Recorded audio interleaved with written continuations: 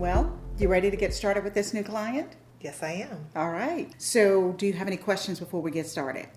Yes, as far as the agreement, did they have some questions? I know they were concerned about some of the services that we provided, if we even covered everything that they were looking for. Mm-hmm. Absolutely. Okay. Absolutely.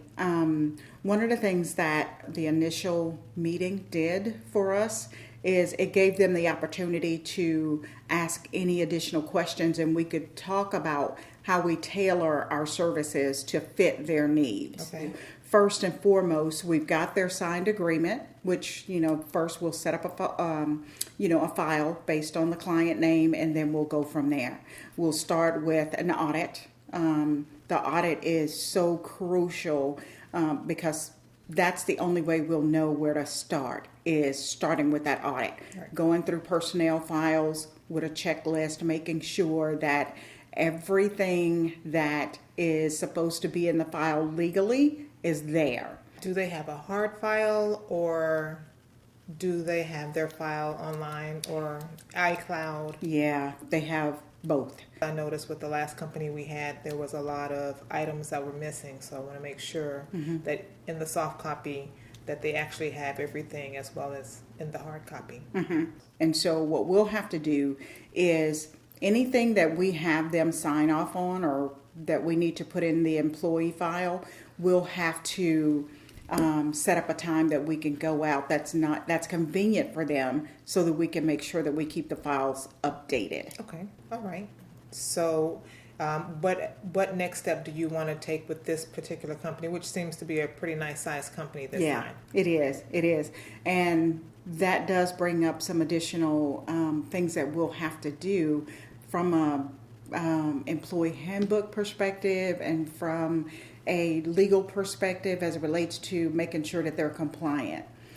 Based on the fact that they have more than 50 employees, we're going to have to do some additional things. Like now, they'll be eligible for Family Medical Leave Act, so we'll have to make sure that that's in the employee handbook.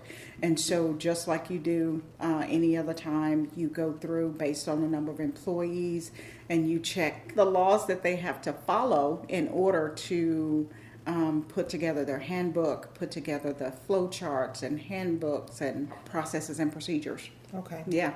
Okay. Mm-hmm. Now, do they have contract employees as well, or is it just their regular full-time employees? They do. They have a variation of full-time, part-time employees and independent contractors. Okay. Yeah. Great. And they do have some temporaries on board as well. Oh, okay. Yeah.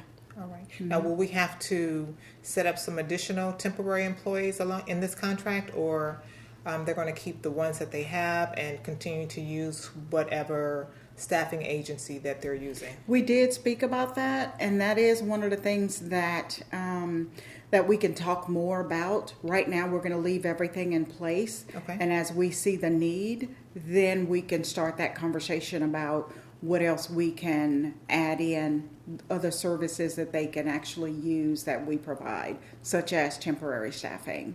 Okay. Yeah, that's a good question. Good. Very good. We did ask for referrals. Okay. And so, anytime that we can get additional individuals or companies in front of us that we can actually talk to, it really helps us to get the word out and get, more involved in helping other companies. Okay. Did you get a sense of what their culture was like while you were there? I did. I did walk around and talked with some of the employees just to kind of get a sense of, how they feel about working for the organization, because, that comes into play when we have to hire someone else and sell them on the company and what it's like to work there. So, yes, based on what I observed, it's pretty relaxed but not too relaxed. So they have set up their own culture to where it seemed pretty open door to where individuals could come in and ask questions anytime they had questions, and the executives were open they were available, they were, really wanting to hear from their employees. So that was the sense that I got from a cultural perspective. Okay, great. Great. Yeah. From a culture perspective, that is sometimes what keeps people coming back is the culture.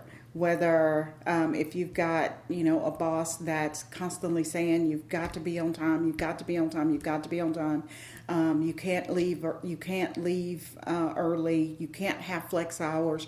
Those are some of the things that if an individual needs those things, that's important when we're having to go out and post jobs and find candidates for that organization.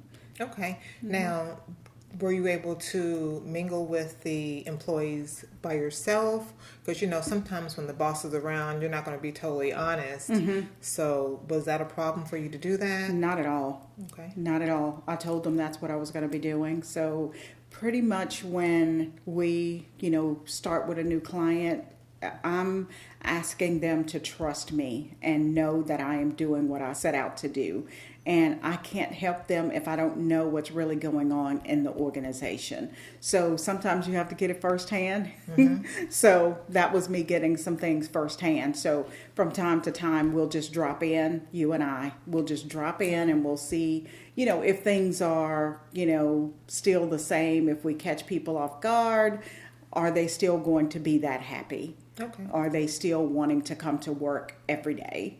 So that's some of the things that we can do to make sure that we are helping them create, a culture and continuing to train their employees and figuring out, if there's any skill gaps, find out where they're trying to go. Okay. If you're trying to add on additional units to your organization, then we need to figure out what do you need in order to get there, and what are you going to do with this information? What client base are you looking for, so that we bring in the right type of employees to be able to get there. Okay. Yeah. Now, who was doing their HR before, or did they have an HR team there? Yeah, they actually used an outside outsourcing company, but they only used them for payroll. Okay. So they didn't use them for the HR compliance and legal compliance area. So that's really what sold them on our organization, is that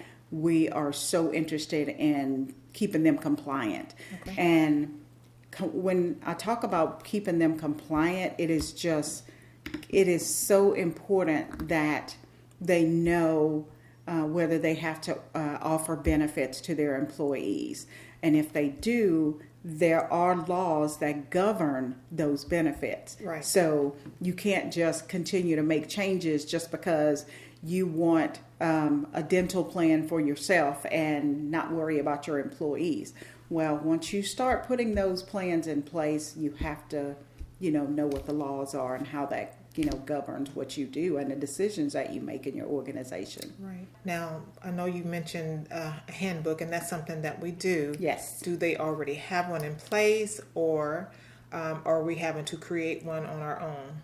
They do. They do have a handbook, but with everything else, we have to audit, and we audit that handbook because typically a handbook is out of date within 6 months of you printing it and teaching everybody what's in it. Right. Yeah. So we have to look through and make sure that we don't have to make any additional changes.